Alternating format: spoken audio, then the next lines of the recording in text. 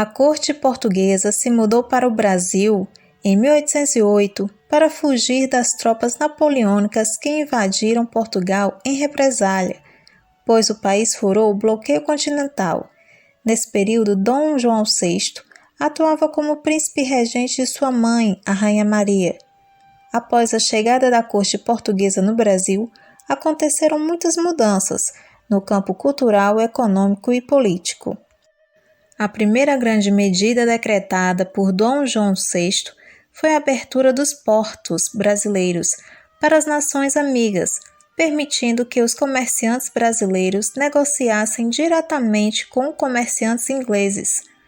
Além dessa medida, Dom João VI incentivou o desenvolvimento cultural e a modernização no Brasil, demonstrando o interesse de torná-lo parte integrante do reino português.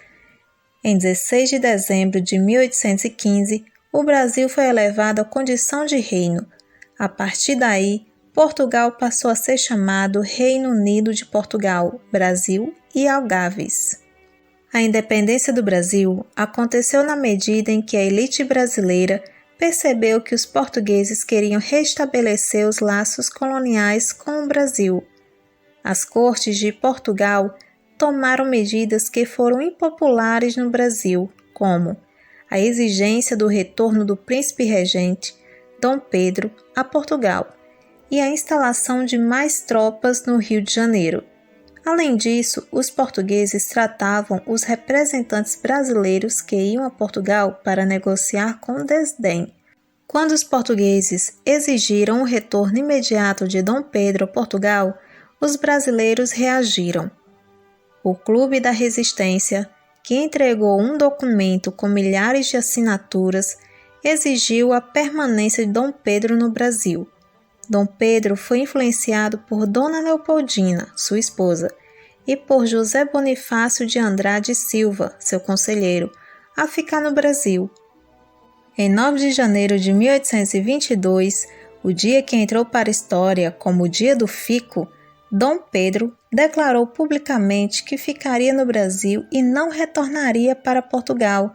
Ele declarou: "Se é para o bem de todos e felicidade geral da nação, estou pronto. Diga ao povo que fico." No dia 2 de setembro de 1822, Dona Leopoldina convocou uma sessão extraordinária e assinou uma declaração de independência. Logo após, enviou uma mensagem para Dom Pedro, que estava em São Paulo. Após ser declarada a independência, Dom Pedro foi aclamado imperador no dia 12 de outubro e coroado no dia 1º de dezembro. Entretanto, a independência do Brasil não foi pacífica. Uma série de regiões como Pará, Maranhão, Bahia e Cisplatina, que atualmente é o Uruguai, rebelaram-se contra o movimento de independência e permaneceram leais aos portugueses. A Guerra de Independência estendeu-se até 1824, resultando na derrota daqueles que eram leais a Portugal.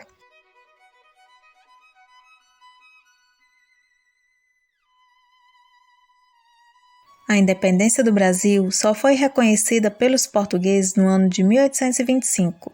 Foi realizado um acordo entre Brasil e Portugal, sendo mediado pela Inglaterra. Algumas consequências da independência do Brasil foram: surgimento do Brasil como nação, estabelecimento de uma monarquia no Brasil, ampliação do sistema escravocrata de acordo com os interesses da elite econômica do Brasil, o endividamento do Brasil para pagar uma indenização acordada com Portugal, que cobrou 2 milhões de libras do Brasil como indenização. A consolidação da independência do Brasil aconteceu em poucos anos, mas foi marcada por conflitos militares. Os conflitos mais importantes aconteceram no Sul e na Bahia, em que movimentos separatistas e conflitos com os portugueses causaram disputas violentas. Entre os brasileiros favoráveis à independência, existiram algumas divergências. A aristocracia rural defendia a existência do regime monárquico centralizado. Já as classes médias que viviam na zona urbana defendiam um regime democrático e o poder do imperador teria restrições. Internacionalmente, a independência do Brasil foi reconhecida pela Inglaterra, pois este país estava interessado em garantir uma ligação econômica com o Brasil. O reconhecimento formal da independência do Brasil aconteceu em agosto de 1825, por meio de um tratado em que o Brasil concordou pagar uma indenização para Portugal pela perda da colônia brasileira, com 2 milhões de libras, e com um compromisso firmado pelo Brasil de não incentivar a independência das colônias portuguesas na África.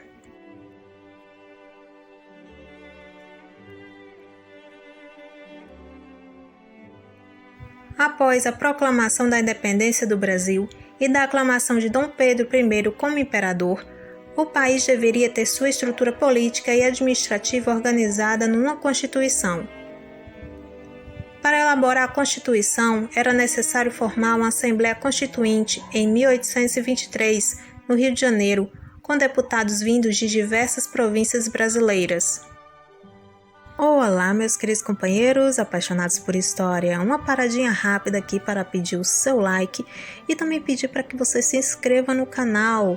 Desde já agradeço muito pela sua companhia e se você puder também, compartilhe esse vídeo com seus amigos.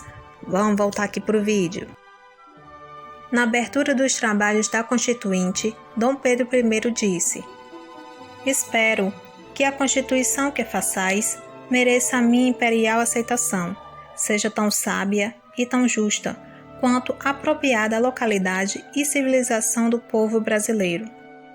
As palavras do imperador demonstravam sua vontade de ter o poder máximo em suas mãos e uma ameaça aos membros da Constituinte, pois a nova Constituição deveria seguir as vontades de Dom Pedro I. Com a influência de José Bonifácio, Dom Pedro I defendia uma monarquia forte, constitucional e centralizada, para evitar a fragmentação que aconteceu na América Espanhola. Para a realização de seus planos, Dom Pedro I queria mais poderes, e isso despertou a oposição dos deputados brasileiros, que queriam maior liberdade de ação política. Nos primeiros trabalhos da Constituição, definiu a divisão dos poderes do imperador em executivo, legislativo e judiciário. Dom Pedro I sentiu-se incomodado e decidiu fechar a Assembleia e ordenou a prisão de vários deputados. Dom Pedro I organizou uma comissão de legisladores escolhidos por ele para elaborar a Constituição, que ficou pronta no dia 25 de março de 1824 e foi aprovada por ordem do imperador.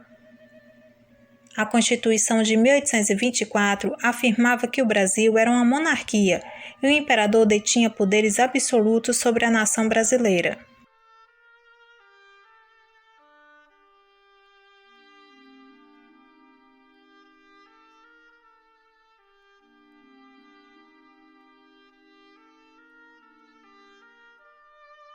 Ao assumir o comando do Estado monárquico do Brasil, Dom Pedro I convocou a elaboração da Carta Constitucional para a nova nação, o que ocasionou a primeira crise do primeiro reinado, pois Dom Pedro I decidiu dissolver a Assembleia e ordenou a prisão de vários deputados. Logo após esse episódio, Dom Pedro I, junto com um pequeno grupo de aliados escolhidos por ele, elaboraram a primeira Constituição do Brasil, em 1824. Com a nova Constituição, Dom Pedro I detinha o poder moderador, que lhe daria o direito de anular qualquer outra decisão estabelecida pelos poderes legislativo, executivo e judiciário. O poder moderador foi alvo de protestos e da insatisfação da maioria dos representantes políticos da época, que em sua maioria ligados aos interesses das elites. Ao mesmo tempo, o envolvimento do imperador nas questões políticas de Portugal, o que reforçava a desconfiança do comprometimento de Dom Pedro I em defender os interesses do povo brasileiro. Outro fator que agravou a oposição ao imperador foi a crise econômica, ocasionada pelas dívidas com a Inglaterra e o gasto com a Guerra da Cisplatina, o que favoreceu o movimento oposicionista. No ano de 1829, aconteceu a falência do Banco do Brasil, o que agravou o repúdio aos poderes imperiais. Em 1830, o assassinato do oposicionista Libério Badaró gerou mais ataques contra Dom Pedro I, pois, de acordo com alguns jornais da época, a falta de investigação detalhada sobre o crime seria um forte indício do envolvimento do imperador com a morte de Badaró. Em 1831, Dom Pedro I anunciou a formação de um corpo de ministros formados somente por brasileiros, com o objetivo de recuperar seu prestígio diante da nação brasileira. Porém, o plano de Dom Pedro I foi tardio, pois durante o seu reinado foram formados 2 partidos políticos: o Partido Brasileiro, formado por opositores ao imperador, e o Partido Português, formado pelos apoiadores do imperador. Em busca de recuperar o apoio dos brasileiros, Dom Pedro I saiu do Rio de Janeiro e seguiu para a cidade de Ouro Preto. Ao chegar na cidade, o imperador foi recebido com hostilidade. Nas sacadas dos casarões históricos foram colocadas faixas pretas, representando luto em protesto contra as ações autoritárias de Dom Pedro I. Para compensar a visita hostil em Ouro Preto, os portugueses organizaram uma recepção para receber o imperador no Rio de Janeiro. Isso ocasionou indignação entre os brasileiros, que eram contrários ao governo. Os portugueses davam vivas ao imperador, enquanto que os brasileiros davam vivas à federação. Isso acabou gerando um confronto entre os 2 partidos na noite de 13 de março de 1831, que ficou conhecida como a Noite das Garrafadas. Os 2 grupos se enfrentaram por 3 dias nas ruas da cidade do Rio de Janeiro, com paus, garrafas e outros objetos de vidro. Ressalta-se que os brasileiros saíram vitoriosos do confronto contra os portugueses, por estarem em maior número, e assim houve a continuidade dos protestos contra Dom Pedro I. Esse acontecimento resultou na renúncia de Dom Pedro I ao trono, que entregou ao seu filho, o príncipe Pedro de Alcântara, que na época tinha 5 anos de idade.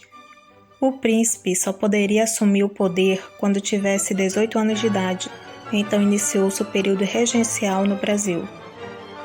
Olá, meus queridos companheiros! Gostaram do vídeo? Se sim, não esqueça de deixar o seu like e se inscreva no canal. Isso ajuda muito mesmo o canal a crescer. Desde já agradeço por sua companhia aqui durante o vídeo. Até a próxima!